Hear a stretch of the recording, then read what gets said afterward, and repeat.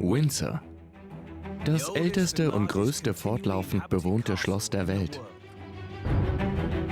Seit 1000 Jahren ist es das Symbol der britischen Königsdynastien. Für die Königin ist es ein Palast wie kein anderer. Schloss Windsor ist ihr Zuhause. Es ist auch ein Familiensitz und sie fühlt sich dort sehr wohl. 1000 Zimmer, hunderte Mitarbeitende, Gemälde und feines Mobiliar im Wert von Milliarden von britischen Pfund, 5000 Hektar Parklandschaft. Es ist eine große Bühne für alle königlichen Angelegenheiten. Es ist auch der Ort, an dem die königliche Familie ihre Geheimnisse verbirgt. Dort gibt es Dokumente und Briefe, für die wohl jeder Historiker alles geben würde. Seit 80 Jahren ist es das Zuhause der Königin. In dieser Serie enthüllen wir, was wirklich hinter den imposanten Mauern des Schlosses passiert ist. Diesmal, die frisch gekrönte Königin lässt sich auf Schloss Windsor nieder. Von den förmlichen 1950er Jahren über die weniger förmlichen 60er bis hin zu den 70er Jahren. Wir erfahren, wie sie zwischen Familie und Beruf hin und her gerissen war. Wir verraten, wo die Queen Mom ihre berüchtigten Partys feierte. Sie war nie dafür bekannt, betrunken zu sein. Aber es gab Leute, die sagten, dass sie auch nie ganz nüchtern war. Warum die Königin die Fernsehkameras erstmals ins Schloss ließ. Es war ein absolutes Vergnügen und wir haben es alle geliebt. Die Welt liebte es. Wie die königliche Familie mit ihren eigenen schwarzen Schafen umging. Sie haben ihn einfach vom Erdboden verschwinden lassen.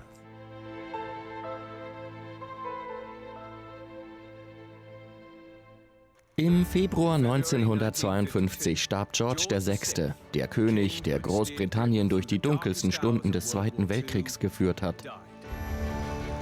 Die Schlüssel zu Schloss Windsor wurden an eine neue Bewohnerin übergeben. Aus Elizabeth Windsor, seiner 26-jährigen Tochter, war Königin Elizabeth II. Geworden. Gott schütze die Königin! Gott schütze die Königin! Sie sollte der 40. Monarch werden, der seine Spuren in der tausendjährigen Geschichte der Mauern, Parks, Paläste und Gärten von Schloss Windsor hinterlässt. William der Eroberer hat Schloss Windsor erbaut. Und wenn man sich im Schloss aufhält, geht es nicht nur um Elisabeth II., sondern um alle Monarchen, die bis ins Jahr 1660 zurückreichen. Elisabeth II. War nicht nur eine Königin, sie war auch Ehefrau und Mutter. Sie und Prinz Philipp waren seit 5 Jahren verheiratet. Sie hatten 2 Kinder, Charles, der 3 Jahre alt war, und Anne, die 1 Jahr alt war. Windsor war das Zuhause ihrer Kindheit. Hier wollte sie ihre eigene Familie großziehen. Schloss Windsor ist für die Windsors sehr wichtig. Es ist ihr Familiensitz. Der Buckingham-Palast ist ihr Büro. Schloss Windsor ist ihr Zuhause. Die Familie zog in die Privatwohnungen auf der Ostterrasse des oberen Schlossflügels. Die Zimmer der Königin auf Schloss Windsor sind sehr klein im Vergleich zur Größe von Schloss Windsor. In ihrer winzigen Ecke gibt es einen Speisesaal, die Zimmer von Prinz Philipp, die an die Zimmer der Königin angrenzen, und das war's. Abgesehen vom Eichenzimmer, ihrem Empfangsraum. Als die Königin 1952 die Leitung des Schlosses übernahm, machte sie die Renovierung dieser Räume zur Priorität. Sie wollte das Schloss für die große Familie, die sie mit dem Herzog von Edinburgh zu gründen hoffte, absolut perfekt einrichten. Und das war eine große Aufgabe, denn es war in einem ziemlich schlechten dekorativen Zustand. Es war sehr veraltet, sehr viktorianisch und vor allem war es sehr dunkel. Sie wollte es zu einem Familienheim, zu einem entspannten Zuhause und weniger muffig machen. Und genau das hat sie getan. Das Herzstück des Hauses der Königin in Schloss Windsor ist das Eichenzimmer. Es ist ein gemütlicher Salon, so wie man ihn in einem englischen Landshaus finden würde. Mit weichen Möbeln, mit geblümten Dekostoffen, mit einem roten Teppich. Dort steht jeden Tag der Getränkewagen und dort holt sich die Königin um 6 Uhr ihren Gin Tonic. Das ist ihr Wohnzimmer. Hier fühlt sie sich wohl. Während die Königin ihr kleines Heim gemütlich eingerichtet hat, wollte Prinz Philipp es modern gestalten. Prinz Philipp war sehr daran interessiert, die Dinge auf den neuesten Stand zu bringen. Er war moderner Technik sehr zugetan. Als elektrische Bratpfannen auf den Markt kamen, kaufte er sich sofort eine und bestand darauf, sein Frühstück selbst zuzubereiten, bis sich die Königin beschwerte, dass der Gestank den ganzen Tag anhielt. Und es war nicht nur das Braten, das für Ärger sorgte. Sie wurde von allerlei altmodischen Höflingen beraten, die im letzten Jahrhundert hängen geblieben waren. Im Inneren von Schloss Windsor wurde jedes Detail des Tagesablaufes streng von einer ganzen Reihe an Höflingen kontrolliert, wie dem Schwanenbeauftragten und dem Leiter der Bediensteten. Und Philipp war untrennbar mit den bizarren Traditionen von Windsor verbunden. Seit 1967 gehörte er dem exklusivsten Club der Stadt an, den Rittern des Hosenbandordens.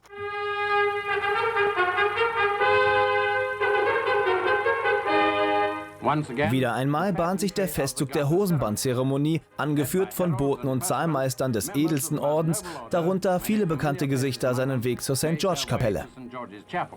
Jedes Jahr am 2. Juni-Wochenende ziehen die Knights of the Garter, oder kurz KGs, durch Schloss Windsor zu einem Gottesdienst in ihrem geistlichen Hauptquartier, der St. George-Kapelle. Vom Monarchen zum Ritter oder zur Ritterin des Hosenbandordens ernannt zu werden, ist der höchste Ritterorden, der einem verliehen werden kann. Man bekommt also ein lächerliches Kostüm, muss Kniestrümpfe und einen Federhut tragen. Nun, es handelt sich um einen Ritterorden, was bedeutet, dass sie im Grunde genommen ihre Waffen ziehen und die Herrscherin schützen würden. Sie sind ihre letzte Verteidigungslinie. Gott helfe uns, wenn es jemals dazu kommen sollte, denn die meisten von ihnen sind wirklich sehr, sehr alt. Der Hosenbandorden wurde im Jahr 1348 von König Edward III. Gegründet. Edward wurde auf Schloss Windsor geboren und verbrachte einen Großteil seiner 50-jährigen Regierungszeit damit, die militärische Festung in das zeremonielle Prunkstück zu verwandeln, das sie heute ist. Warum sie sich für einen Hüftgurt als Symbol entschieden haben, lässt sich nur vermuten. Wahrscheinlicher ist, dass es sich um einen militärischen Gürtel handelte, etwa einen Schwertgürtel. Und dass es ein absichtlich obskures Symbol war, weil es sich um einen sehr elitären Club handelte. Man bedenke, dass es nur 26 Mitglieder in diesem superelitären ritterlichen Club gibt. Prinz Philipp erkannte, dass einige Windsor-Traditionen unantastbar waren. Aber es gab andere Bräuche, die er nicht ausstehen konnte. Die Förmlichkeit war da, die perückentragenden Hofdiener, die hin und her marschierten und damit auch all die Dinge, die Prinz Philipp störten. Als Philipp versuchte, die altmodischen Perücken der Hofdiener loszuwerden, wollten die hohen Tiere in Windsor nichts davon wissen. Der damalige Haushofmeister war wütend. Er sagte, nein, die haben sie schon seit 300 Jahren, warum sollten sie nicht auch jetzt haben? Philipp wurde immer frustrierter. In seiner Welt sorgten die Männer für den Broterwerb und legten die Regeln fest. Ich glaube, er hatte das Gefühl, dass er versuchen musste, sich eine Rolle zu verschaffen. Aber die Höflinge erlaubten es ihm nicht. Sie hatten Angst vor seiner Einmischung. Sie trauten ihm nicht. Er war in jeder Hinsicht frustriert.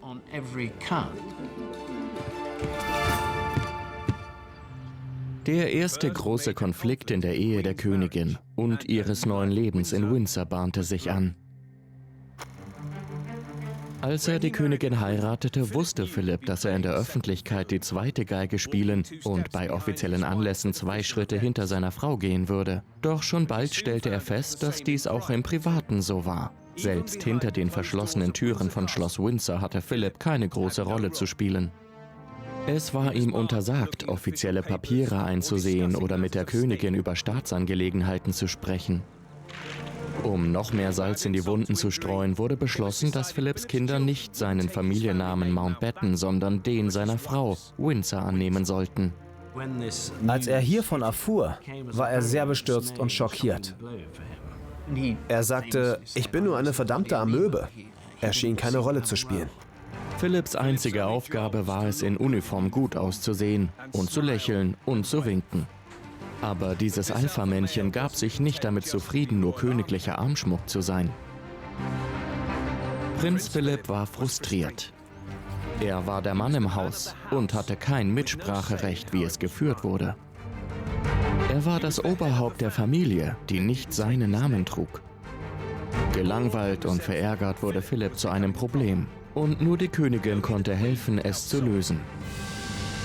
Die Königin beschloss, dass sie Philipp eine Aufgabe geben wollte. Er musste etwas tun, weil er offensichtlich frustriert war, weil es keine offizielle Aufgabe für einen Gemahl gab, für einen männlichen Gemahl in diesem Fall.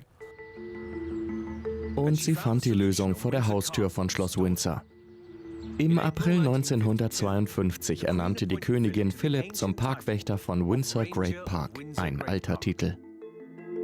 Damit war er für 4.800 Hektar Parkfläche, Ackerland, Gärten, Golfplätze, eine Rennbahn und mehrere Anwesen verantwortlich.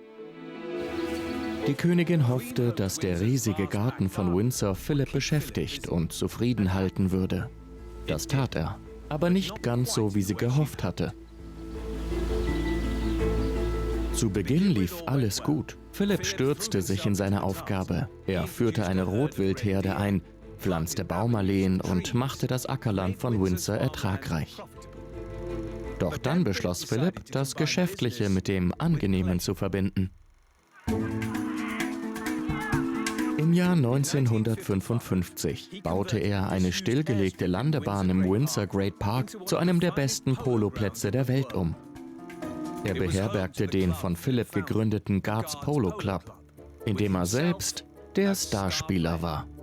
Sein drahtiger Körperbau und sein außergewöhnliches Auge für den Ball machten ihn bald zu einem sehr guten Spieler. Und das Spiel wurde zu einer der großen Leidenschaften seines jungen Lebens. Doch dieses scheinbar harmlose Hobby brachte Philipp in neue Schwierigkeiten. Er war so begeistert von diesem Sport, dass er nicht nur in Windsor spielte, er reiste um die ganze Welt. Er nutzte seine staatliche Position, um das Land für seine Ausflüge zum Polospielen zahlen zu lassen. Und das Finanzministerium war darüber sehr, sehr verärgert. Und Philipps Besessenheit vom Polosport sorgte nicht nur für Staatskosten, sondern drohte auch seine Ehe zu belasten. Denn obwohl Philipp für den Sport da war, gab es dort, wo Polospieler waren, auch Partys, Champagner und Frauen. Offensichtlich haben Pferde und Polo etwas an sich, das auch bei den Menschen Leidenschaften weckt. 1956 schrieben amerikanische und australische Zeitungen über Gerüchte, dass Prinz Philipp eine Affäre habe.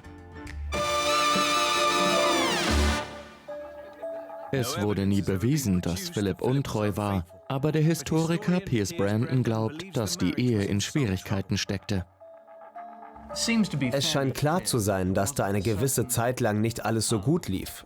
Es gab viele Gerüchte über Untreue, von denen sich am Ende keines bewahrheitet hat. Aber man muss sagen, dass Philipp, der Herzog von Edinburgh, viele Gelegenheiten dazu hatte, sich daneben zu benehmen. Die Idee der Königin, Philipp auf Trab zu halten, ist nach hinten losgegangen. Nur 4 Jahre nach Beginn ihrer Regentschaft verliert das Bild des glamourösen jungen Paares auf Schloss Windsor an Glanz. Man hatte das Gefühl, dass er aus dem Gefängnis ausbrechen wollte, das Windsor darstellte. Die Königin musste Philipp aus dem Ärger heraushalten und aus den Zeitungen. Also beschloss sie mit ihren Beratern, ihren Mann aus dem Schloss zu werfen. Im November 1956 verabschiedete sich Philipp von seiner jungen Familie und stach an Bord der königlichen Britannia-Yacht in See. Er war in einer langen königlichen Mission rund um den Globus geschickt worden, um die Olympischen Spiele in Australien zu eröffnen. Als er zurückkehren wollte, wurden weitere Missionen angehängt und die Reise immer wieder verlängert. 4 Monate lang sah Philipp weder seine Familie noch das Schloss. Es wurde alles als offizielle Angelegenheit oder Erkundung, Weltnaturschutzfonds oder was auch immer ausgegeben. Die Königin hatte ihren Problemehemann in traditionell königlicher Manier behandelt. Sie hatte ihn ins Exil geschickt, zumindest für eine Weile. Aber es gab noch jemand anderen Hochrangigen in Windsor, der vorsichtig behandelt werden musste. Die Queen Mum war durch und durch eine Matriarchin. Das warme und knuffige Bild, das viele Menschen von ihr hatten, stimmt nicht ganz. Sie war ziemlich furchteinflößend und alle hatten auch eine gewisse Scheu vor ihr. Als sie 1952 im Alter von nur 51 Jahren Witwe wurde, konnte sie laut Protokoll nicht auf Schloss Windsor bleiben. Trotzdem dauerte es ein Jahr, bis man sie zum Auszug brachte. Sie wurde tatsächlich von Schloss Windsor verwiesen. Sie wollte nicht gehen. Sie wollte auf dem Schloss bleiben. Diese Oma war noch nicht bereit, sich zur Ruhe zu setzen. 16 Jahre lang, während ihr Mann König war, war sie die heimliche Macht hinter dem Thron gewesen. Und sie hatte nicht die Absicht, davon abzulassen. Wenn die Queen Mom also nicht am Sitz der Macht leben durfte, war die nächstbeste Lösung, in der Nähe zu wohnen. Glücklicherweise hat Windsor sein eigenes großmütterliches Nebengebäude im Garten, Royal Lodge. Es befindet sich in einem eigenen weitläufigen Gelände im Windsor Great Park. Und es ist absolut entzückend. Royal Lodge liegt 3 Meilen südlich von Schloss Windsor auf dem Gelände des Windsor Great Park. Nah genug für die Queen Mom, um ihre Hände am Steuer der Macht zu halten. Jeden Tag um 9:30 rief die Queen Mom ihre Tochter an, um ihr mitzuteilen, was ihrer Meinung nach ihre Aufgaben für den Tag waren. Das ist erstaunlich für eine verwitwete Königin. Und als pflichtbewusste Tochter besuchte die Königin ihre Mutter sehr regelmäßig in der Royal Lodge. Die Königin pflegte sonntags kurz vor dem Mittagessen dort vorbeizuschauen und einen kleinen Aperitif mit ihr zu trinken. Der Umzug der Mutter in die Royal Lodge von Windsor fiel mit dem Ende des offiziellen Trauerjahres ihres verstorbenen Mannes zusammen. Es war an der Zeit, ihr neues Leben zu beginnen. Als die Queen Mom wieder in die Öffentlichkeit trat, tat sie dies mit einem Paukenschlag, wo alle anderen Witwenköniginnen es wimmernd getan hatten. Und damit machte sie weiter, bis sie starb. Die Queen Mom fängt also an, Partys zu schmeißen. Als Königin konnte sie das natürlich nicht tun. Als Königin muss man einladen, wen die Regierung einem vorschreibt. Die Hofleute geben die Gästeliste vor und sagen einem, man muss dies tun, man muss das tun. Aber jetzt kann sie sich auch wirklich amüsieren. Sie kann einladen, wen sie will und sich sagen, naja, ich bin nicht mehr Königin, aber das hat den Vorteil, dass ich Partys veranstalten kann, mit wem ich will. Geld ausgeben, wovon sie eine Menge ausgibt, mich amüsieren. Und der privateste Ort, um dies zu tun, ist natürlich die Royal Lodge. Eine Einladung zu einer der Wochenendpartys der Queen Mom in Royal Lodge war eine Einladung zum Exzess. Sie kam also gegen 7, halb 8 herunter, um etwas zu trinken. Dann kam ihre Majestät vorbei. Normalerweise trank sie Gin und Dubonnet. Eine ganze Menge Gin und eine kleine Menge Dubonnet. Eis und Zitrone. Sie war nie dafür bekannt, betrunken zu sein. Aber es gab Leute, die sagten, dass sie auch nie ganz nüchtern war.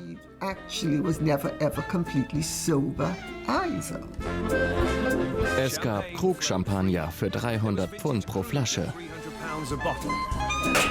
Man sagt, die Queen Mom kaufte so viel Veuve Clicquot, dass sie die größte Privatkundin des Unternehmens war. Und dann haben wir das Abendessen serviert. Und das dauerte normalerweise eine gute Stunde. Paradebeispiel edwardianischer Völlerei. Ein riesiges Frühstück, dann das zweite Frühstück, dann das Mittagessen, dann eine riesige Teezeremonie, dann das große Abendessen und schließlich die Sandwiches zum Nachtmahl. Erstaunlich, dass sie 100 Jahre alt geworden ist. Eine Bewirtung in diesem Ausmaß war teuer.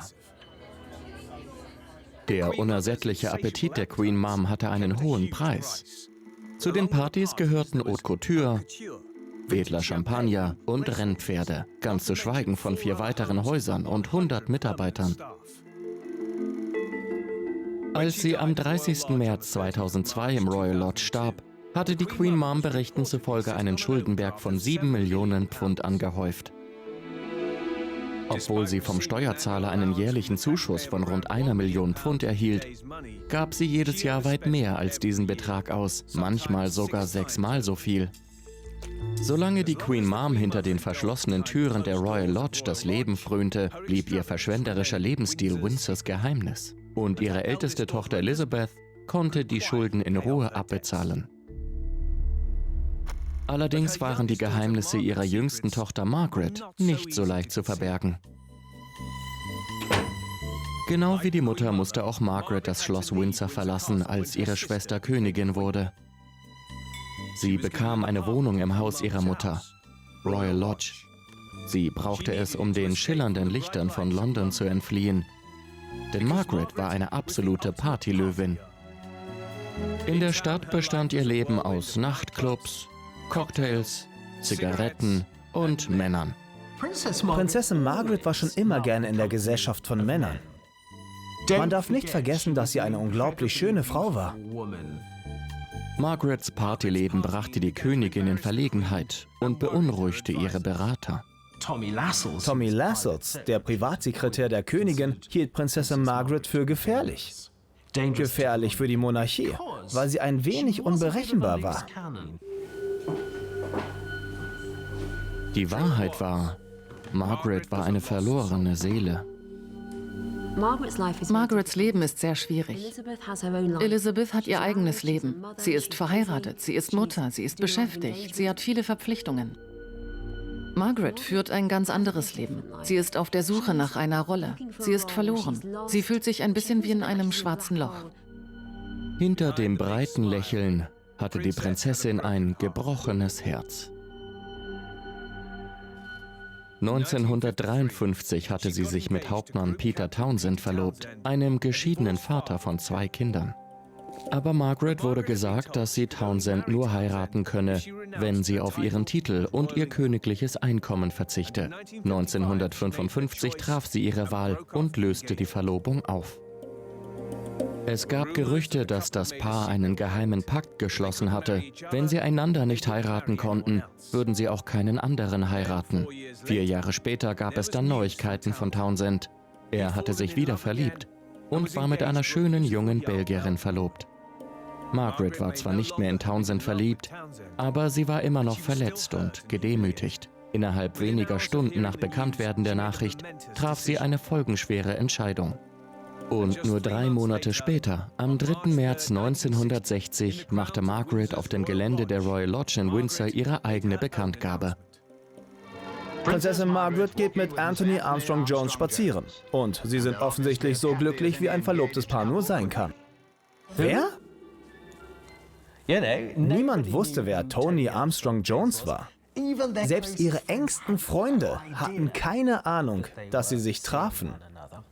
Er ist 29, so alt wie Margaret, studiert in Eton und Cambridge. Er ist unkonventionell, talentiert und beliebt. Tony Armstrong Jones war ein cooler Starfotograf. Im großen Salon der Royal Lodge, während eines Fotoshootings für ihr offizielles Porträt zu ihrem 29. Geburtstag, war Prinzessin Margaret dem Charme des Fotografen verfallen. Wenn er sie fotografierte, wenn er irgendjemanden fotografierte, sagte er, was derjenige zu tun hatte. Und ich glaube, das war für die Prinzessin ziemlich neu. Es funkte gewaltig zwischen den beiden. Sie waren beide glamouröse, partyfreudige Menschen. Es schien eine echte und leidenschaftliche Romanze zu sein. Für die Prinzessin schien es aufwärts zu gehen.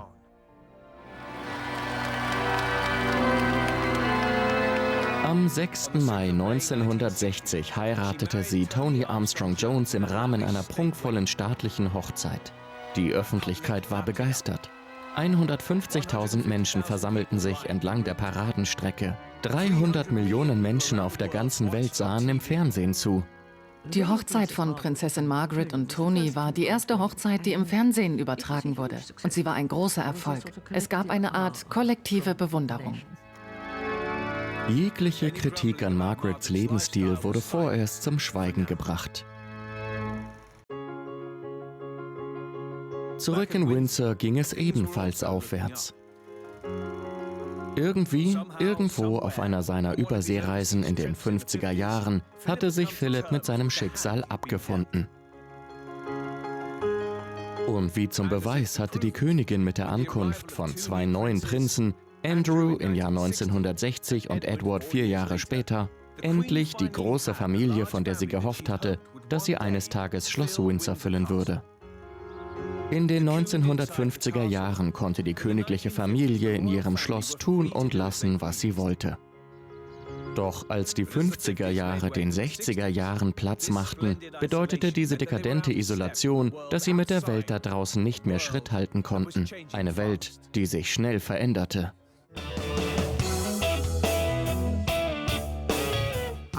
Wir sprachen über Swinging Sixties, die Hippie-Ära war noch im Gange, alle hatten lange Haare.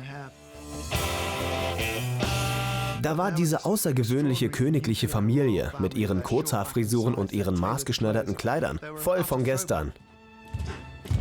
Im Inneren von Schloss Windsor verbeugten sich die Diener, während draußen Demonstranten für die Gleichberechtigung kämpften. Drinnen gab es teure Dekostoffe, Dubonnet und höfliche Konversation. Draußen gab es für einige freie Liebe, Drogen und Rock'n'Roll. Der neuen Generation erschien die königliche Familie peinlich und teuer. Offensichtlich wirkten sich die Veränderungen in der Gesellschaft auch auf die Windsors aus. Und es gab Zweifel, ob sie in der Lage sein würden, von Bedeutung zu bleiben. Die Monarchie war in vielerlei Hinsicht bedroht.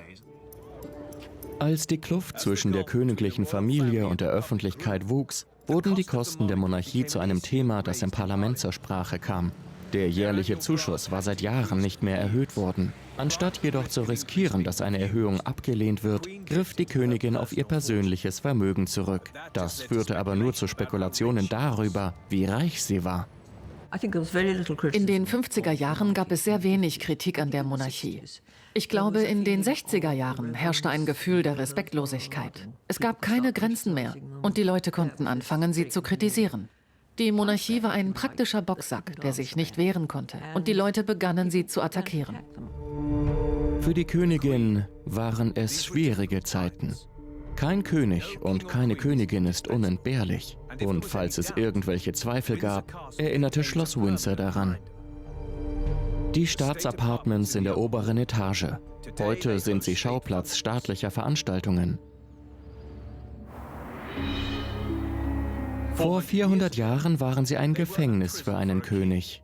In den 1640er Jahren kämpfte Karl I. gegen Cromwells parlamentarische Truppen und verlor. Im Jahr 1648 wurde er auf Schloss Windsor eingesperrt.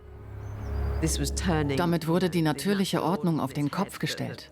Der Palast des Königs war nun sein Gefängnis. Karl I. wurde vor Gericht gestellt und enthauptet, bevor sein Körper und sein Kopf in der St. George-Kapelle in Windsor beigesetzt wurden. Karl I. ist der ultimative Beweis dafür, was passieren kann, wenn man es falsch angeht. Ich glaube nicht, dass heute irgendjemand fordern würde, einem Monarchen den Kopf abzuschlagen. Aber es zeigt, dass es eine Gratwanderung ist, Monarch zu sein und eine Monarchie zu führen, sich Respekt zu verschaffen. Aber auch das Parlament und den Willen des Volkes zu beachten.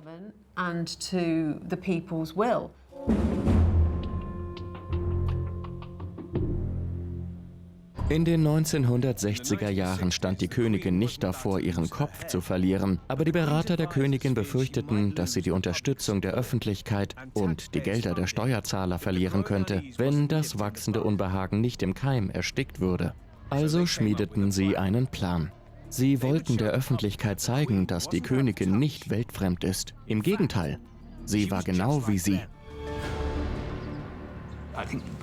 Ich glaube, die Menschen im Umfeld des Monarchen waren der Meinung, dass die Königin sympathisch und menschlich erscheinen sollte. Der Plan barg ein großes Risiko. Ein Dokumentarfilm sollte der Welt die Königin und ihre Familie so zeigen, wie man sie noch nie gesehen hatte. Anstatt einfach nur ein Porträt darüber zu machen, wie sie pflichtbewusst ihren Aufgaben nachgehen, wurde beschlossen, dass erstmals das Familienleben gezeigt werden sollte. 18 Monate lang ließ sich die königliche Familie von einem Kamerateam bei ihren alltäglichen Verrichtungen auf Schloss Windsor und in ihren anderen Häusern begleiten. Es war ein außergewöhnlicher Einblick in ihre private Welt. Nun, da die Königin sich den Film zum ersten Mal ansah, war das ein spannender Moment für den Herausgeber des Films, Michael Bretzel. Wir waren alle etwas nervös, als wir ihn der Königin zeigten, weil wir nicht wussten, was sie davon halten würde. Sie stand dem Film ein wenig kritisch gegenüber, weil sie ihn für zu lang hielt. Aber Dick Corsten, der Regisseur, überzeugte sie davon, dass 2 Stunden keine Minute zu lang waren. Einige Clips wurden vor der Ausstrahlung zur Vorschau freigegeben. allerdings nur in Schwarz-Weiß. Mama, darf ich ein Hündchen? Na, wir werden sehen. Einen schönen, dicken Labrador. Ja.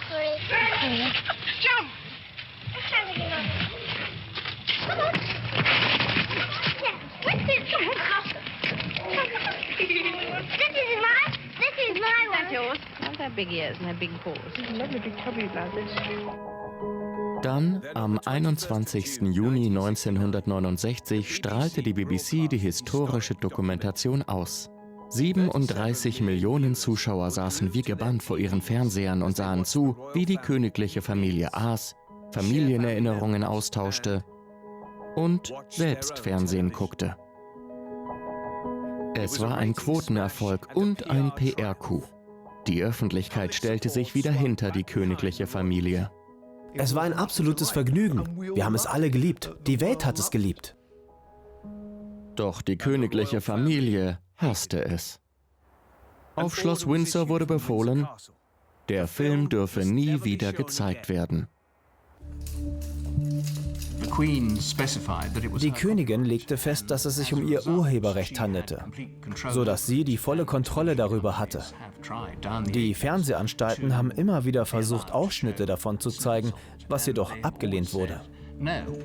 90 Sekunden des ausgestrahlten Films wurden 2011 für eine Ausstellung anlässlich des Thronjubiläums der Königin veröffentlicht. Dieses Filmmaterial fand seinen Weg zu YouTube, wo es 2017 über 400.000 Aufrufe hatte.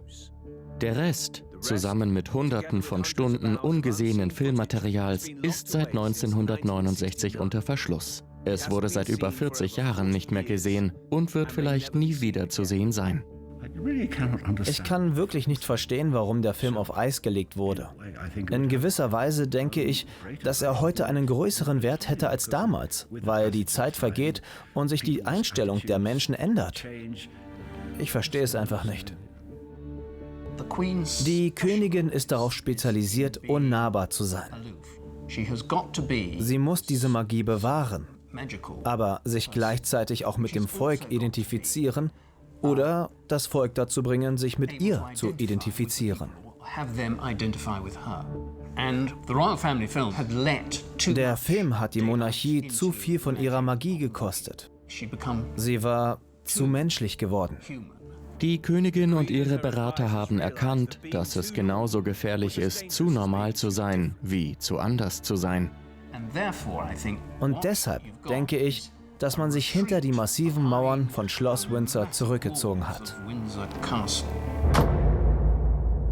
Als Königin auf Schloss Windsor hatte Elizabeth II. In den ersten 20 Jahren ihrer Regentschaft viel Zeit damit verbracht, ihre anstrengende Familie zu managen in schwierigen Zeiten. Dann, zu Beginn der 70er Jahre, kehrte ein Geist aus der Vergangenheit der Familie nach Windsor zurück. Ein Geist, der die Königin zwingen sollte, sich schmerzhaften Erinnerungen und dunklen Geheimnissen zu stellen. 1972 tauchte der verstoßene Onkel der Königin vor der spektakulären Kulisse der St. George-Kapelle im Schloss Windsor auf. Aber er konnte wenigstens keinen Ärger mehr machen. Als König Edward VIII. Hatte er den guten Namen von Windsor beschmutzt und die Monarchie in die Knie gezwungen. 3 Monate zuvor hatte der ehemalige König von England 300 Meilen von Windsor entfernt in einem Pariser Stadthaus im Sterben gelegen. Im Jahr 1936 hatte Edward VIII. Seine Krone aufgegeben, um die Frau zu heiraten, die er liebte und die viele in seiner Familie hassten: Wallis Simpson. Wallis Simpson war Amerikanerin und sie war geschieden. Beides war fast gleichermaßen skandalös. Doch Edward war vernarrt und im Dezember 1936 verzichtete er auf den Thron, um Wallis Simpson zu heiraten. Er war gerade einmal 327 Tage König gewesen, als er Schloss Windsor verließ.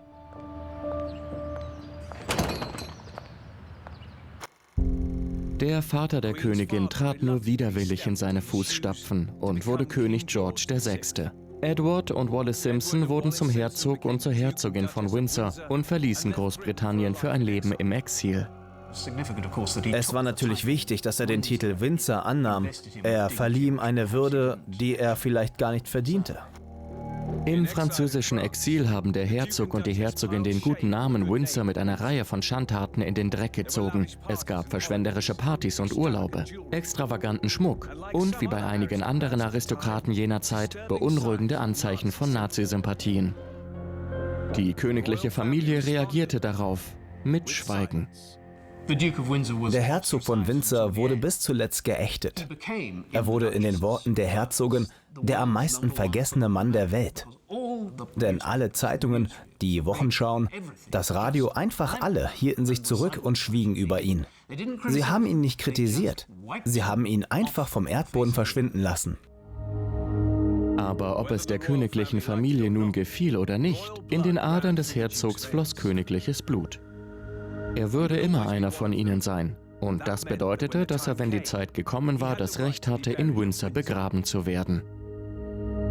Es hatte Diskussionen darüber gegeben, wo der Herzog von Windsor begraben werden sollte. Er wollte auf dem Gelände von Schloss Windsor in Frogmore begraben werden, dem privaten Friedhof für die Mitglieder der königlichen Familie. Trotz seines Verrats an seinem königlichen Erbe war für die Königin und vor allem für ihre Mutter nicht der Herzog das eigentliche Problem, sondern seine Frau, die Herzogin von Windsor. Eine Frau, die die Queen Mom einst als das Niedrigste vom Niedrigen bezeichnete. Queen Mom gab der Herzogin die Schuld am frühen Tod ihres Mannes. Sie war der Meinung, dass das Königtum dem armen Bertie aufgedrängt worden war, der dafür nicht geeignet war, und dass dies zu seinem frühen Tod beitrug. Als der Herzog am 28. Mai 1972 starb, bestand kein Zweifel daran, dass er in Windsor beigesetzt werden würde, aber die Königin entschied, wer an seiner Beerdigung teilnehmen sollte. Am 4. Juni, dem Tag vor der Beerdigung, landete ein Flugzeug aus Paris in Heathrow. An Bord befand sich die Herzogin von Windsor.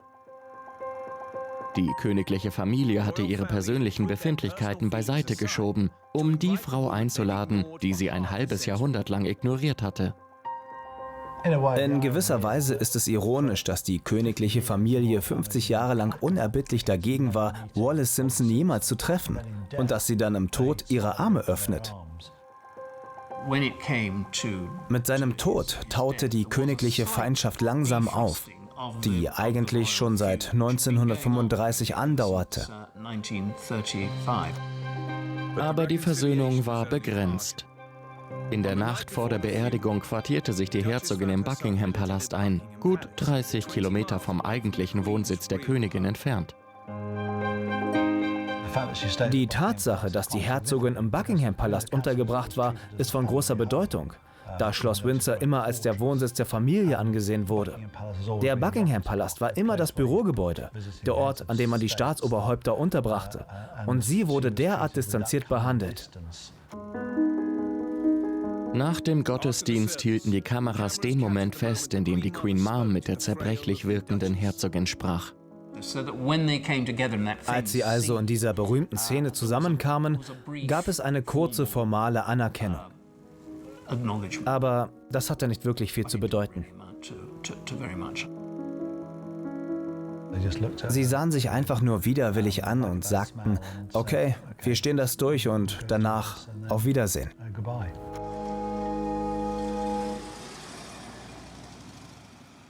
Während in der St. George-Kapelle ein Geist aus der Vergangenheit zu Grabe getragen wurde, trat auf der anderen Seite des Windsor Great Park die nächste königliche Generation ins Rampenlicht. 1972 waren Prinz Charles 24 und Prinzessin Anne 22. Sie waren gut aussehend, reich und begehrt. Mit Charles und seiner jüngeren Schwester Anne hatten wir zwei aufgeweckte junge Menschen, die plötzlich für die Welt und vor allem für die Presse interessant wurden. Sowohl ihre Mutter als auch ihre Tante Margaret hatten ihre ersten ernsthaften Liebschaften vor der Öffentlichkeit verheimlicht. Jetzt wurde auf dem Windsor-Poloplatz, den ihr Vater 20 Jahre zuvor angelegt hatte, ein kompliziertes romantisches Geflecht gesponnen. Es sollte nicht nur ihr Leben, sondern auch den Lauf der Geschichte verändern. Andrew Parker Bowles war ein gut aussehender Soldat und Star-Polospieler.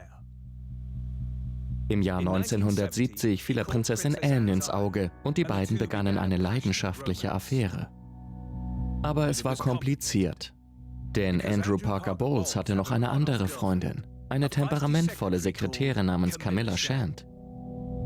Und da Camilla nicht wollte, dass ihr Freund mit einer Prinzessin ausgeht, nahm sie den Prinzen ins Visier. Er hatte an einem Polospiel teilgenommen und war ganz verschwitzt, hatte sich aber trotzdem amüsiert. Und sie ging auf ihn zu, stellte sich vor, klopfte ihm auf die Schulter und soll zu ihm gesagt haben: Sir, meine Urgroßmutter Alice Capel war die Geliebte Ihres Urgroßvaters, Edward VII. Was sagen Sie dazu? In der malerischen Szenerie des Windsor Great Park, vor der Kulisse eines Märchenschlosses, war der Thronfolger hin und weg. Doch eine Ehe mit Camilla kam nicht in Frage.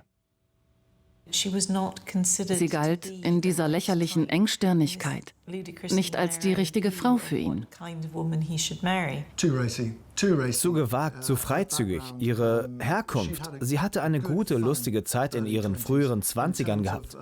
Als Ehefrau würde man sagen, dass sie eine zu bewegte Vergangenheit hatte. Und Annes Beziehung zu Andrew Parker Bowles war von vornherein zum Scheitern verurteilt. Es stand außer Frage, dass, so sehr Prinzessin Anne Andrew Parker Bowles auch mochte, er sie nicht heiraten konnte, weil er römisch-katholisch war. Es sei denn, er konvertierte. Das war's also. Anne beendete pflichtbewusst ihre Affäre. Auch Charles tat, was von ihm erwartet wurde. Er ging zur Marine und verließ Windsor und Camilla im Dezember 1972. Andrew Parker Bowles und Camilla Shand waren frei, ihre Beziehung wieder aufleben zu lassen. Sie heirateten 8 Monate später. Charles wusste davon und unternahm nichts, um diese Ehe zu verhindern. Er wusste zu diesem Zeitpunkt noch nicht, dass sie eindeutig die Liebe seines Lebens war. Charles stellte Traditionen und Pflichten an erste Stelle und ließ Camilla gehen. Seine Entscheidung sollte katastrophale Folgen haben.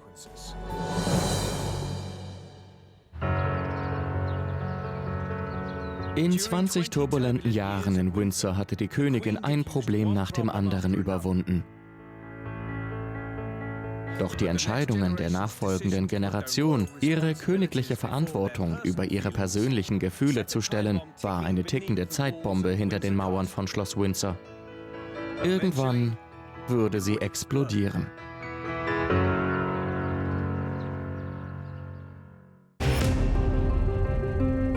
Windsor zu Beginn der 70er Jahre. Die letzten 20 Jahre war es der Familiensitz der Königin. Sie hatte dort ihre 4 Kinder großgezogen. Sie hatte die Anforderungen ihres außergewöhnlichen Jobs damit in Einklang gebracht, ihre Mutter glücklich zu machen und ihren Mann aus Schwierigkeiten herauszuhalten. Die Königin liebte Windsor, seit sie ein kleines Mädchen war. Das Schloss verbindet sie mit so vielen schönen Erinnerungen. Ihre Kindheit, ihre Pferde, ihre Hunde, ihre Familie, ihre Eltern. Der Ort, an dem ihre Beziehung zu Philipp begann. Und 1972 war es an der Zeit, diese Beziehung zu feiern. Der 20. November war der 25. Hochzeitstag der Königin und von Prinz Philipp. Es gab einen Kutschenzug durch London zur St. Paul's Kathedrale und ein Staatsdinner. Und der gesamte königliche Familienclan wurde gebeten, sich in Windsor im Weißen Salon zu versammeln, für ein besonderes Foto. Das Bild einer entspannten, glücklichen und vereinten Familie sollte es auf die Titelseiten der Zeitungen in aller Welt schaffen. Diese Familienbilder waren für das Haus Windsor von entscheidender Bedeutung. Sie sollen zeigen, dass dies eine königliche Familie ist, die glücklich, zufrieden, pflichtbewusst und einander zugeneigt ist. Es wird als ein wichtiges Mittel gesehen, die Stabilität der Monarchie zu demonstrieren. Es ist ein riskantes Spiel, denn es hängt davon ab, wie die Beteiligten zusammenhalten. Sonst wird alles, was man sich aufgebaut hat, wieder eingestampft. Und in den nächsten 20 Jahren wurde diese lächelnde Familie tatsächlich bitter entzweit. Denn nicht weniger als 4 Ehen endeten in einem Skandal. Windsor wurde zur Heimat einer der unglücklichsten Familien Großbritanniens, als ihre Geheimnisse hinter den Schlossmauern ans Licht kamen.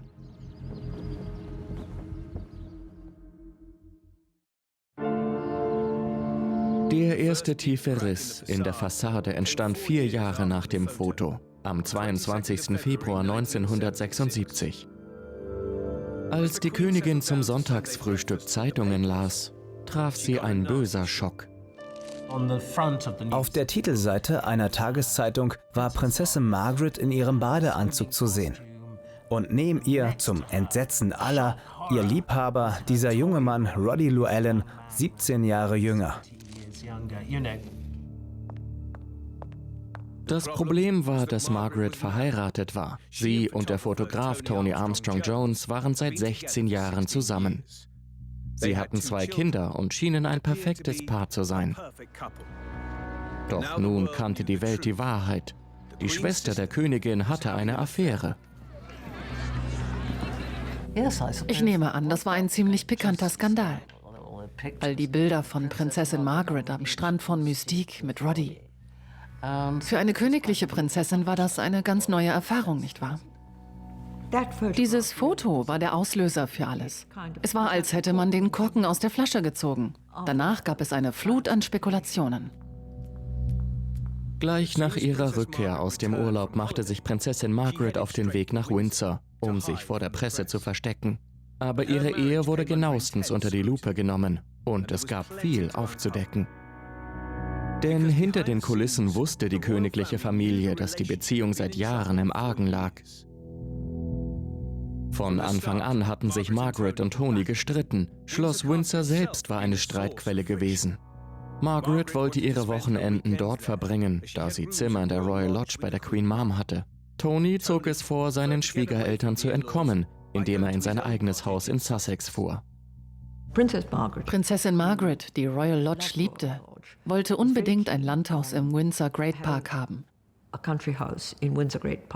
Und die Königin bot ihnen sogar ein Grundstück in Sunning Hill an.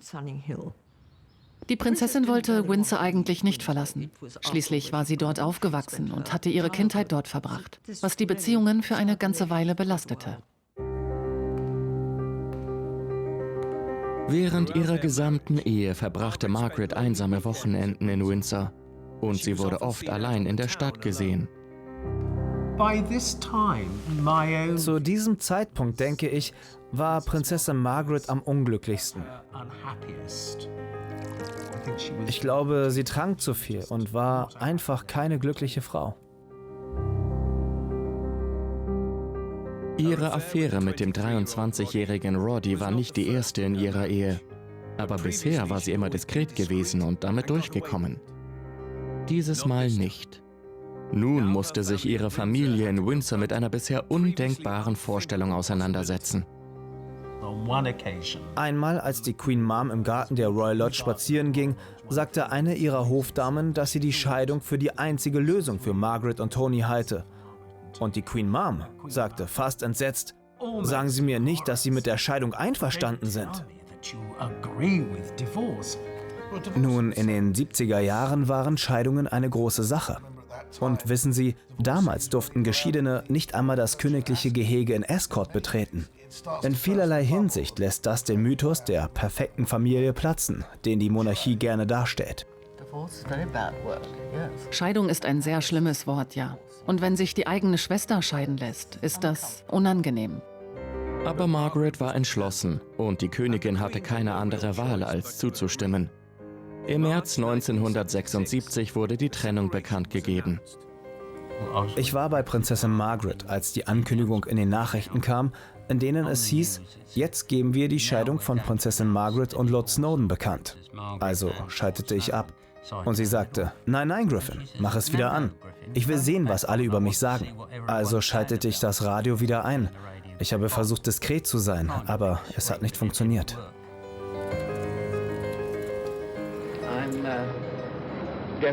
Ich bin in jeder Hinsicht verzweifelt traurig, dass es so kommen musste. 2 Jahre später wurde die erste Scheidung eines hochrangigen Monarchen seit Henry VIII. Vollzogen. Es hätte keinen schlechteren Zeitpunkt geben können. Denn das Land befand sich in einer Wirtschaftskrise. Während der gesamten 70er Jahre kam es in Großbritannien zu Streiks und die Inflation stieg auf über 20%. Während die Menschen versuchten, über die Runden zu kommen, wurde Margarets teurer Lebensstil in der Presse breitgetreten. Aber es war nicht nur sie. Die ganze königliche Familie schien unberührt von der Realität weiterzumachen. Windsors ehrwürdige Mauern bilden die Kulisse für eine uralte Zeremonie, den Vergleich der Insignien des Hosenbandordens. Veranstaltungen wie die antiquierte und kostspielige jährliche Hosenbandparade in Windsor schienen nicht mehr für eine farbenfrohe Tradition zu stehen, sondern für eine Familie, die mit dem Land nicht mehr im Einklang war. Man hatte so ein Gefühl von, wofür bezahlen wir sie eigentlich? Damals gab es viel mehr republikanische Gefühle als heute. Die Tage des altmodischen Respekts für Ältere waren vorbei. Und Punkbands wie die Sex Pistols gaben dieser neuen Haltung eine aufrüttelnde und laute Stimme. Punkrock ist der neueste Trend in der Popmusik. Diese Musik hat die Botschaft, so böse wie möglich zu sein und das Establishment anzuprangern. Aber wenn 1977 schon ein großes Jahr für die Sex Pistols war, so war es ein noch größeres Jahr für die Königin. Es war ihr silbernes Thronjubiläum. Sie sollte ein riesiges Leuchtfeuer auf Schloss Windsor entzünden, um die üppigen, landesweiten Feierlichkeiten einzuleiten. Vor diesen großen Feierlichkeiten gab es im königlichen Haushalt echte Panik, ob diese Dinge in irgendeiner Form zelebriert werden würden. Ich kann mich erinnern, dass mich Leute von verschiedenen Rundfunkanstalten anriefen und sagten, das wird eine Katastrophe, oder? Angesichts der drohenden Katastrophe führte die Königin einen Fackelzug auf dem langen Fußweg in Windsor in Richtung des Leuchtfeuers an. Als sie das Feuer anzündete, konnte die königliche Familie nur warten und hoffen.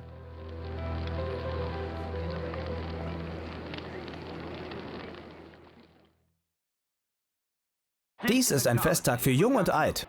Ein einmaliges Spektakel, das man nicht verpassen sollte.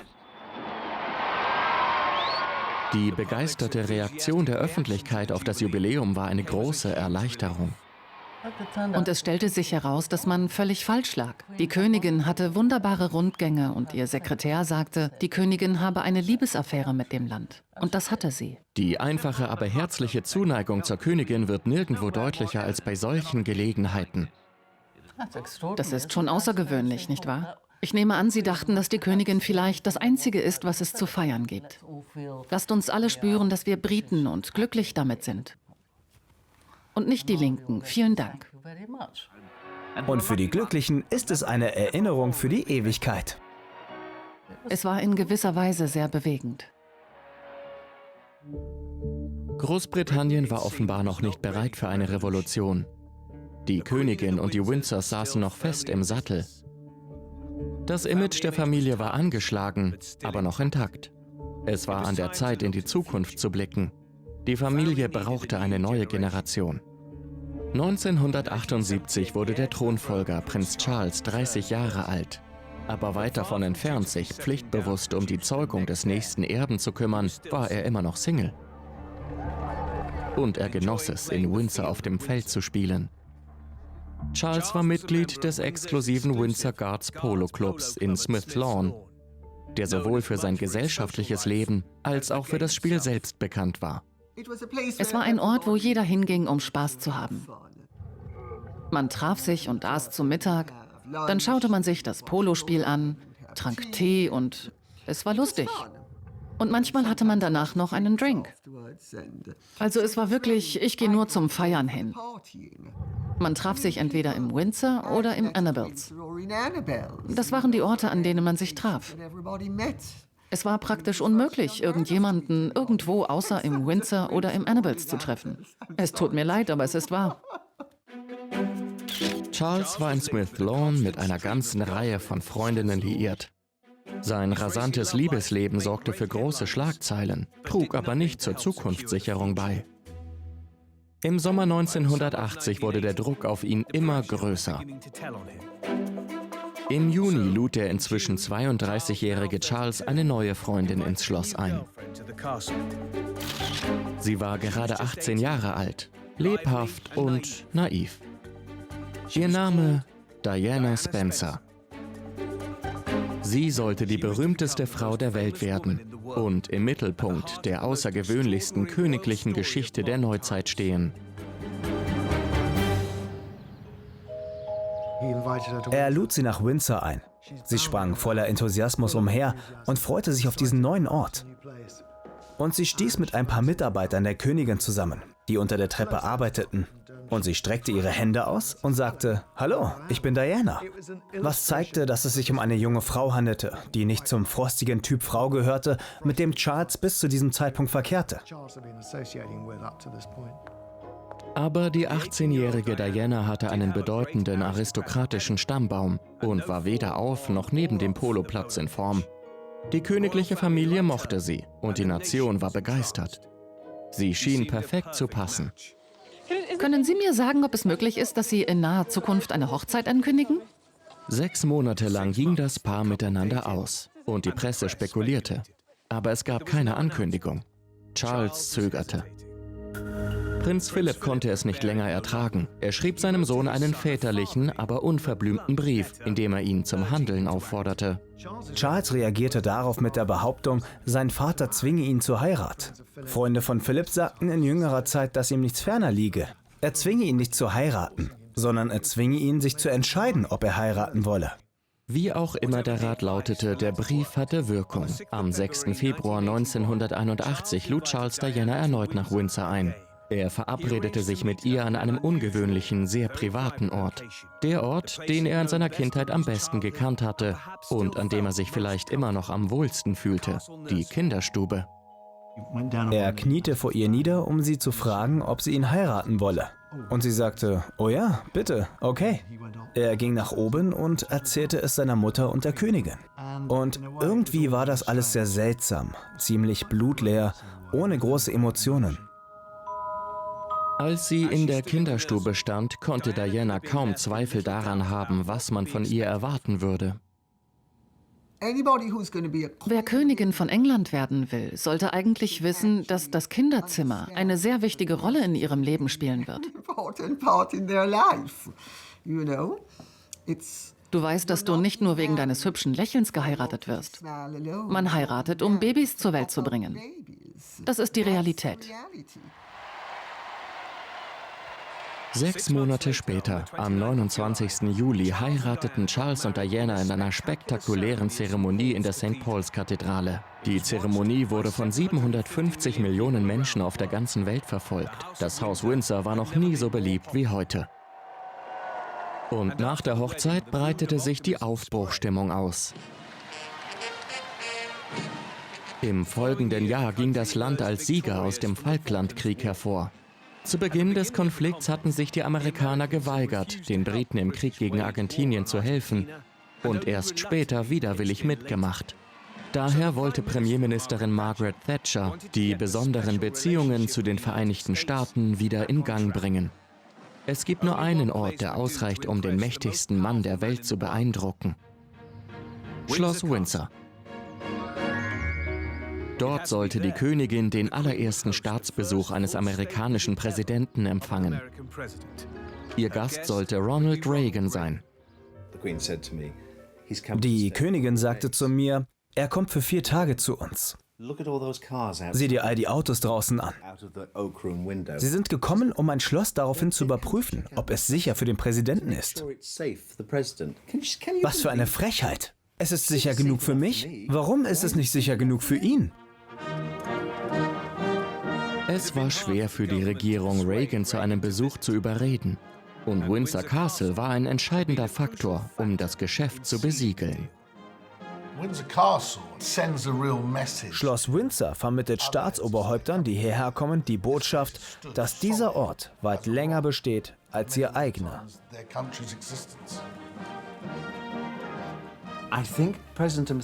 Ich glaube, Präsident Reagan und seine Frau müssen gedacht haben, sie seien in einer Filmkulisse gelandet. Denn Schloss Windsor ist ein fantastischer Ort für Auftritte auf höchstem Niveau. Die Amerikaner nutzten diese märchenhafte Kulisse für Fotos ihres Präsidenten. Ein Bild, das die amerikanische Regierung wollte, war, dass der Präsident der Vereinigten Staaten, der Cowboy und die Königin von England Seite an Seite in den Nebel des Windsor Great Park ritten. Aber Reagan wollte mehr. Eine Pressekonferenz aus dem Stegreif mit den wartenden Reportern. Ein völliger Verstoß gegen das königliche Protokoll, denn die Königin beantwortet niemals direkte Fragen von Journalisten. Wie gefällt Ihnen Ihr Pferd? Schön. Die Königin schaute ein wenig finster drein, wendete ihr Pferd und ritt davon. Und Ronald Reagan sagte, heute keine Fragen mehr. Und dann ritt er auch los. Am selben Abend sollte die Königin im prunkvollen St. George-Saal des Schlosses ein spektakuläres Staatsbankett für den Präsidenten und 160 hochrangige Persönlichkeiten aus aller Welt geben. Alle 500 Bediensteten des Schlosses arbeiteten auf Hochtouren, um alles vorzubereiten. Die Seller, die Yeomen, die Parler, die Hofdiener, die Unterbutler, die Weinbutler, der Crockery Yeoman, dann der Cutlery Yeoman, der Glass Pantry Yeoman, der Silver Pantry Yeoman, sie alle kommen an einem Ort zusammen. Sie fangen gleich morgens mit den Vorbereitungen an, stellen den langen Tisch auf, natürlich ohne Tischtuch, das ist nur für die Mittelschicht. Dann misst der Palastverwalter jedes Gesteck mit einem Lineal ab.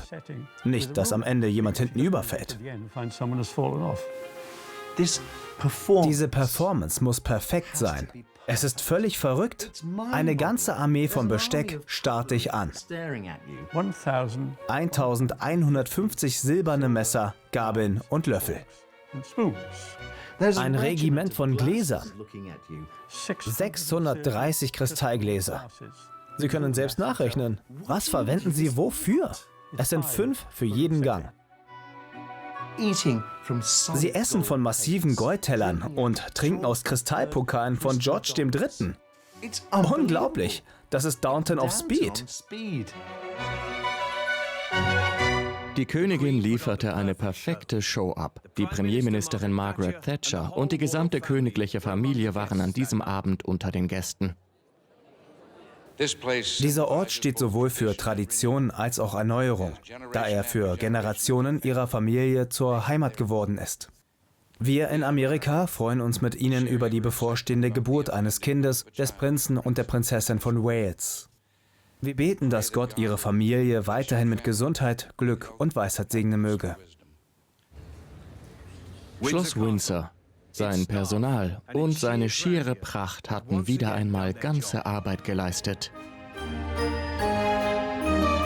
Windsor ist auch von eher persönlichen Traditionen der königlichen Familie durchdrungen. Bereits in den 1840er Jahren feierten Victoria und Albert Weihnachten in Windsor und schufen dabei Szenen, die wir heute als traditionell britisch betrachten.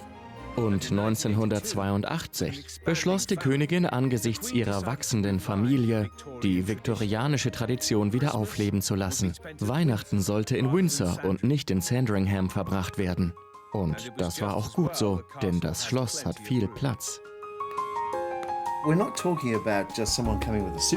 Wir reden hier nicht von jemandem, der mit nur einem Koffer kommt. Die Queen Mom reiste mit Bildern, mit Ölgemälden und richtete eines ihrer Zimmer komplett neu ein. Und sie hat auch Hunde, also laufen überall Hunde amok. Die Queen Mom hat 2 Corgis, die Königin hat 9 und einen Labrador. Prinzessin Margaret brachte ihren Dackel Pipkin mit. Das Haus war ein Hundezwinger.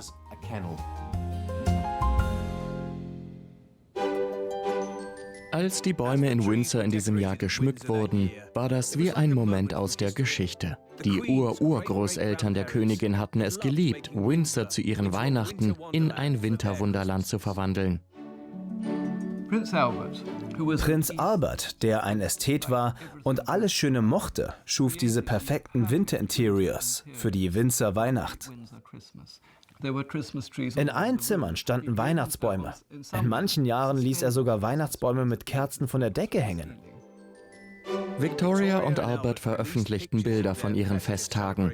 Sie erfreuten sich großer Beliebtheit und führten zu einer landesweiten und dauerhaften Begeisterung für geschmückte Bäume. Aber die Bilder zeigten mehr als nur Weihnachtsschmuck. Das Königspaar vermarktete weiteren Fimmel, um dem Land und dem Reich ein starkes Image zu verpassen. Victoria und Albert waren wirklich sehr früh dran, alle Arten von Technologie zu nutzen, einschließlich der Fotografie. Sie haben eine Dunkelkammer im Schloss Windsor eingerichtet, in der sie Fotos von sich selbst entwickeln lassen konnten. Ich finde ihre Hobbys und ihr Interesse an der Technik sehr interessant. Aber es ist auch deshalb bedeutsam, weil wir hier den Beginn des königlichen Wandels sehen. Victoria nutzt die Fotografie, um ihr Wunschimage der Monarchie zu fördern. Bescheiden, sparsam, zurückhaltend gekleidet. Die Kombination von Fotografie und ihrer Vision von Weihnachten war eine Meisterleistung.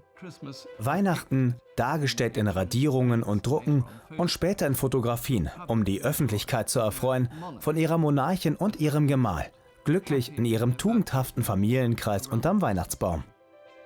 Victoria veröffentlichte diese Bilder, um zu zeigen, dass auf Schloss Windsor eine solide, respektable königliche Familie lebte. Sie und Albert erzeugen dieses unglaublich starke Bild einer einfachen, glücklichen Mittelklasse-Familie mit all ihren Kindern um sich herum. Das funktionierte schon unglaublich gut in der viktorianischen Gesellschaft und ist so mächtig, dass sich die Königsfamilie auch heute noch so zeigt. Diese Bilder waren in Wirklichkeit Propagandainstrumente zur Verteidigung der Monarchie, in einer Zeit, in der der Republikanismus sehr populär war. Fast 150 Jahre später war es Königin Elizabeth, die sich an der Spitze ihrer Familie wohlfühlte. Margarets Scheidung war vergessen und Charles, nicht mehr der Playboy, hatte geheiratet und einen Sohn und Erben gezeugt. Der traditionelle Wochenendausflug der Königin nach Windsor konnte jetzt noch entspannter werden.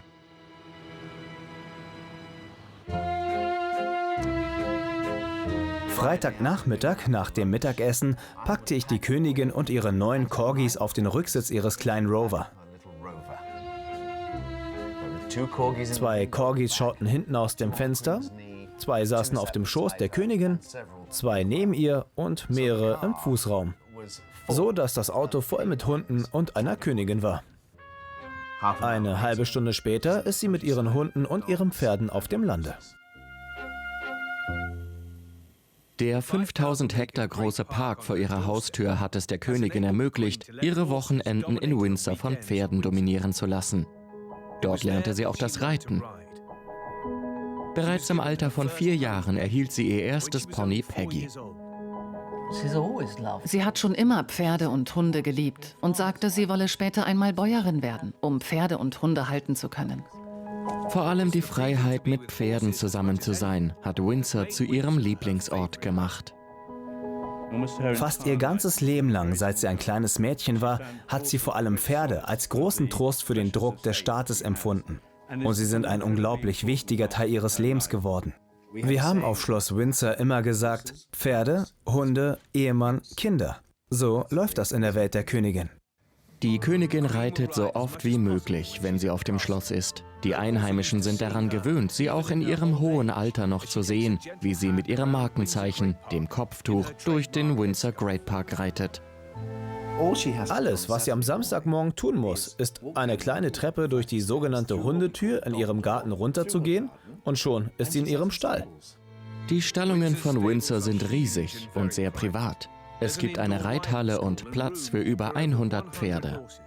Aber das ist noch nicht alles.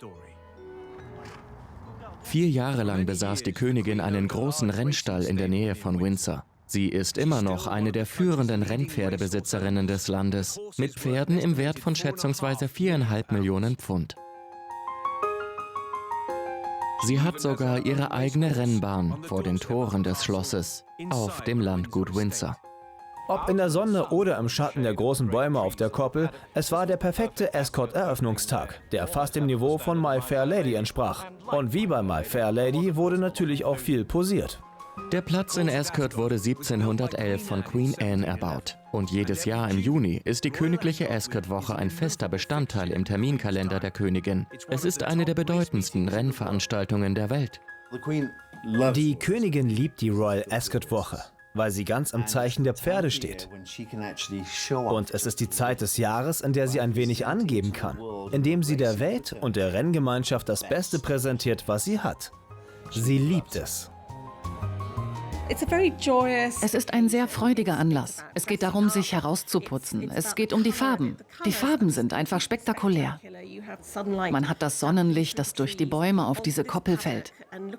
Und man schaut auf glänzende, schön polierte Hüte und glänzende, schön polierte Pferdefelle, die Millionen wert sind. Die Königin lässt kein Rennen aus. Ihre eigenen Pferde haben dort 71 Mal gewonnen. Das vielleicht berühmteste Ereignis war, als ein Pferd namens Estimate den Goldcup gewann. Und ich glaube, es war das erste Mal, dass jemand die Königin jubeln und sich über ein Ereignis freuen sah. Das war eine absolut wunderbare Sache. Plötzlich ließ diese äußerst vernünftige, zurückhaltende Person ihren Gefühlen freien Lauf.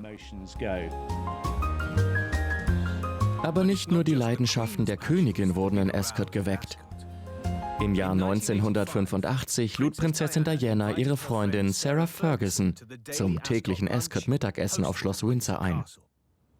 Sie fand sich neben Prinz Andrew wieder.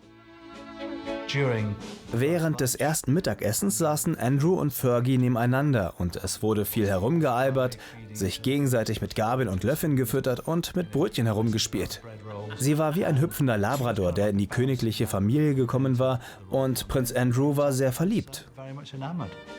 Sarah war ganz anders als die bisherigen Verabredungen von Prinz Andrew.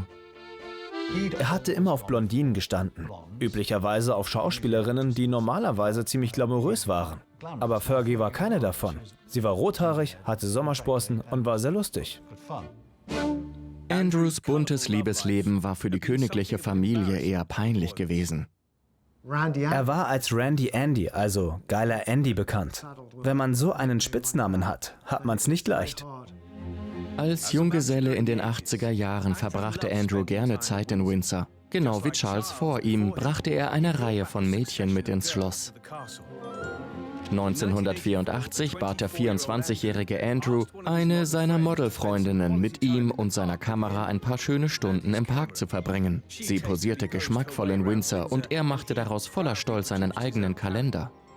Noch umstrittener jedoch war Andrews Beziehung zu der amerikanischen Schauspielerin Q Stark, die sich als Star eines Soft-Porno-Films entpuppte. Die Presse stürzte sich auf diese Geschichte. Prinz Andrew hatte vergeblich versucht, den Reportern auszuweichen, aber im Flieger erwischten sie ihn. Andrew hatte sich schnell von Q getrennt, doch bald folgten weitere Mädchen und reißerische Schlagzeilen. Andere Leute traten in den Vordergrund, wie Vicky Hodge, mit der er eine sehr kurzweilige, knisternde Affäre hatte, die sich an die Zeitungen wandte und eine Bettgeschichte daraus machte, was zu dieser Zeit unerhört war. Die Königin war zweifellos entsetzt. Sie wollte einschreiten, um Andrew daran zu hindern, die Familie zu blamieren. Als Sarah Ferguson 1985 ins Bild trat, war die königliche Familie höchst erleichtert. Sarah war der Königin bereits bekannt. Ihr Vater war der königliche Polomanager in Windsor. Sie hatten gemeinsame Freunde und Verbindungen. Fergie gehörte also zum Inventar. Sie war akzeptabel und insofern dachten die Leute, sie seien füreinander geschaffen. Andrew war 1986 unter der Haube. Die Königin wollte ihren Lieblingssohn in der Nähe haben. Sie schenkte dem Paar ein Stück Land zum Bau eines Hauses in Sunninghill Hill auf dem Windsor-Grundstück. Doch das üppige Hochzeitsgeschenk führte zu einer ganzen Reihe kritischer Schlagzeilen. Es kostete 5 Millionen britische Pfund, hatte 16 Zimmer, 12 Schlafzimmer. Es hatte einen Swimmingpool, einen Tennisplatz, Stallungen. Es hatte alles, was man sich nur wünschen konnte. Aber in Bezug auf die Architektur waren die Leute absolut entsetzt. Es war ein bisschen Trumpesk, wenn man so will. Es war sehr extravagant und schockierte die Leute. Und einmal eingezogen, vergaß Fergie, nun die Herzogin von York, schnell, dass vom Königsadel Diskretion erwartet wird. Sie liebte es, Geld auszugeben. Sie machte die extravagantesten Urlaube. Sie feierte. Sie war dafür bekannt, exzessiv zu sein. Sunninghill war wahrscheinlich eines der größten Probleme. Der Unterhalt des Hauses, das Personal, das sich um die Familie kümmerte. Die Öffentlichkeit zahlte dafür und das kam nicht gut an. Fergie war alles andere als eine sichere Nummer, um Andrew aus Schwierigkeiten herauszuhalten. Sie wurde selbst zu einem Problem für die Königin. Aber als die 80er Jahre zu Ende gingen, war das nicht ihre größte Sorge. Hinter den Mauern der Burg gab es Gerüchte über ein Zerwürfnis zwischen dem Thronfolger und seiner Frau, Prinzessin Diana. In den 15 Jahren seit dem silbernen Thronjubiläum der Königin hatte die königliche Familie mit Skandalen zu kämpfen. Doch trotz der Scheidung Margarets und des bunten Liebeslebens der Junggesellenprinzen hatte die Königin an dem Bild festgehalten, dass sie an der Spitze einer respektablen Familie stand. Doch im Sommer 1992 sollte dieses Bild auf Schloss Windsor endgültig seinen Glanz verlieren und der Vergangenheit angehören. Der Jet-Set kam zum Spiel nach Windsor. Der Prinz ließ sich im Aston Martin zum Poloplatz chauffieren. Das Problem war eine geheime königliche Liaison, die auf den Polofeldern von Windsor begann. Charles hatte seit Jahren eine ehebrecherische Affäre mit Camilla Parker Bowles. Camilla war mit einem der Offizierskollegen von Prinz Charles verheiratet. Anfang der 90er Jahre wusste jeder im königlichen Kreis, was vor sich ging. Sogar die Königin selbst. Natürlich gibt es im Regiment die Tradition, dass man nicht mit den Partnern seiner Offizierskollegen schläft oder Affären hat. Und die Sache war so weit gegangen, dass einer der Freunde und Höflinge der Königin der Meinung war, dass sie wissen sollte, was vor sich ging und was man darüber denkt. Ein Hofdiener sagte zu ihr mehr oder weniger: Ich denke, Ma'am, Sie sollten wissen, dass der Prinz von Wales eine Affäre mit der Frau von Andrew Parker Bowles hat und das Regiment das nicht gut findet. Die Königin sah zu Boden und konnte nichts sagen. Die Königin mag keine Konfrontationen. Sie schwieg, obwohl sie wusste, dass der Skandal alles zerstören könnte, was sie schützen musste, wenn die Geschichte an die Öffentlichkeit käme. Doch 1992 war es Diana, die beschloss, dass die Welt die Wahrheit erfahren sollte. Sie arbeitete heimlich mit an einer Biografie und am 15. Juni veröffentlichte die Sunday Times die ersten schockierenden Auszüge aus dem Buch. Nicht die Fotos haben die Kontroverse ausgelöst, sondern die Behauptungen ihrer engen Freunde über den Zustand ihrer Ehe.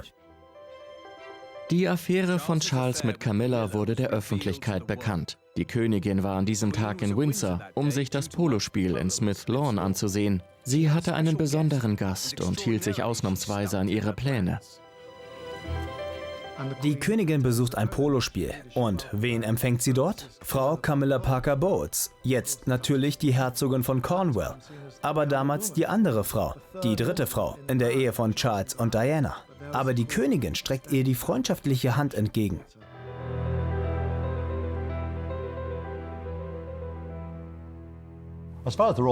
Für die königliche Familie war am Tag der Veröffentlichung alles wie immer. Zwar waren die Kamerateams ganz in der Nähe, aber die Königin ignorierte das Geschehen, sah darüber hinweg, beschwerte sich nie und erklärte nichts. Wenn diese Geschichten und Skandale aufkamen, sagte die königliche Familie immer: Das ist nicht wahr. Das sagten sie immer zuerst. Und wenn sie nicht wahr sind, dann können wir sie auch ignorieren. Wir machen weiter wie bisher. Aber dieses Mal schaffte es die Königin nicht, sich über all das hinwegzusetzen. Die Fassade einer respektablen, glücklichen Familie geriet ins Wanken, als lange verdrängte Probleme an die Öffentlichkeit drangen. Die 19-jährige Ehe von Prinzessin Anne war bereits geschieden worden. In Windsor unternahm die Königin große Anstrengungen, um die Ehe von Prinz Andrew mit Fergie zu retten, die ebenfalls in die Brüche gegangen war. Sie bat um ein Gipfeltreffen im Sunninghill Park. Und so fuhren die Königin und der Herzog von Edinburgh nach Sunninghill. Sie verstand nicht, warum sie die Beziehung einfach so wegwarfen.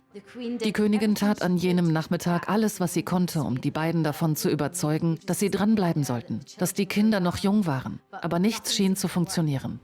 Jegliche Hoffnung auf eine Versöhnung wurde später im selben Jahr mit der schockierenden Enthüllung von Fergies 10-Lutsch-Affäre in Südfrankreich endgültig zunichte gemacht.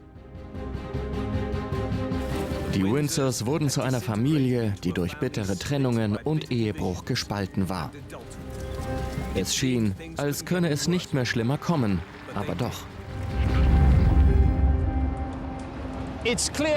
Es ist eine nationale Tragödie. Die Flammen steigen immer noch aus den Türmen. Der Rauch ist dicht. Das Feuer ist noch nicht unter Kontrolle. Das königliche Schatzhaus ist in Gefahr.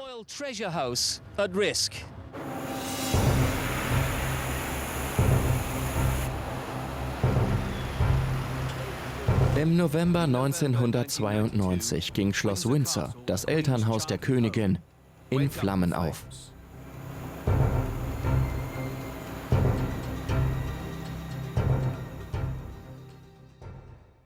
Als die Königin an diesem Nachmittag am Schloss ankam, fand sie große Teile ihres geliebten Familiensitzes als qualmende Ruine vor.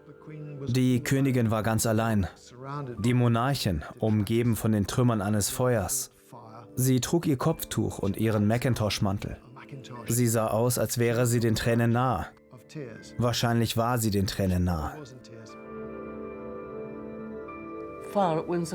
Der Brand von Schloss Windsor war ein Sinnbild. Er schien den Zusammenbruch des Hauses Windsor zu symbolisieren.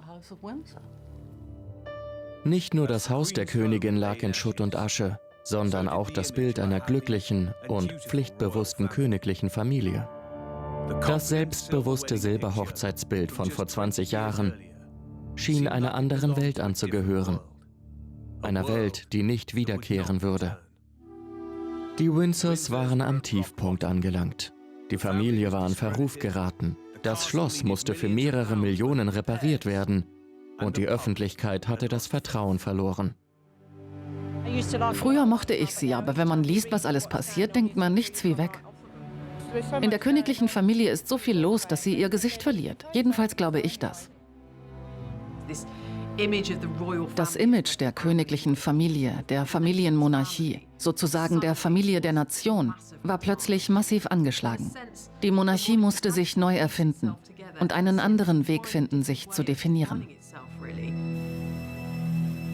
Die 1990er Jahre waren weiterhin miserable Jahre für die königliche Familie. Aber die Königin hatte dabei geholfen, das Geld für die Restaurierung des Schlosses aufzubringen. Und während der 5 Jahre, die die Arbeiten andauerten, begann die Familie nach vorne zu schauen. Die Wiedereröffnung des Schlosses Ende 1997 war der Beginn einer außergewöhnlichen 10-jährigen Wiederbelebung der Geschicke von Windsor.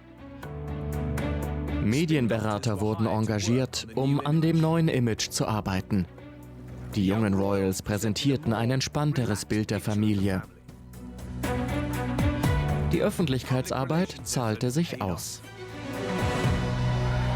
So konnte Windsor im Jahr 2005 Schauplatz eines Ereignisses sein, das endgültig einen Schlussstrich unter die Vergangenheit zog. Charles heiratete seine ehemalige Geliebte Camilla Parker Bowles und die Menge jubelte ihnen zu. Im Jahr 2016, als die Königin ihren 90. Geburtstag in Windsor feierte, war sie so beliebt wie nie zuvor in ihrer bemerkenswert langen Regierungszeit. Aber zu diesem Jahrestag gab es kein großes Familienporträt in einem großen Salon. Die Windsors schienen in die moderne Welt eingetreten zu sein. Sie präsentierten ein bodenständigeres und realistischeres Bild der königlichen Familienwerte. Und es ist wahrscheinlich, dass das Schloss, das ihren Namen trägt, ihr wahres Zuhause bleiben wird. Denn der zukünftige Charles III. Könnte dem Schloss noch mehr verbunden sein als seine Mutter. Es ist Teil ihres Wesens, es ist Teil ihrer Struktur. Charles ist genauso begeistert von Windsor wie seine Mutter. Vielleicht sogar noch mehr. Ich vermute, wir werden ihn dort unten die ganze Zeit übersehen. Ich kann mir vorstellen, dass Charles die Geschäfte von Windsor ausführen wird. Die Windsors haben die Sicherheit, dass 2 weitere Könige auf sie warten, William V. und George VII., die zu Beginn des nächsten Jahrhunderts durchaus Könige des Schlosses sein könnten. Schloss Windsor ist ein großer Gewinn für die Monarchie. Denn es ist solide, es ist dynastisch. Es sieht unglaublich beständig aus. Es verleiht der Monarchie Würde, Macht und Prestige in einer Weise, wie es kein anderes Gebäude tut. Das neue Image der Windsors ist simpel. In einer unsicheren Welt bieten sie Stabilität und Kontinuität. Genau wie das Schloss.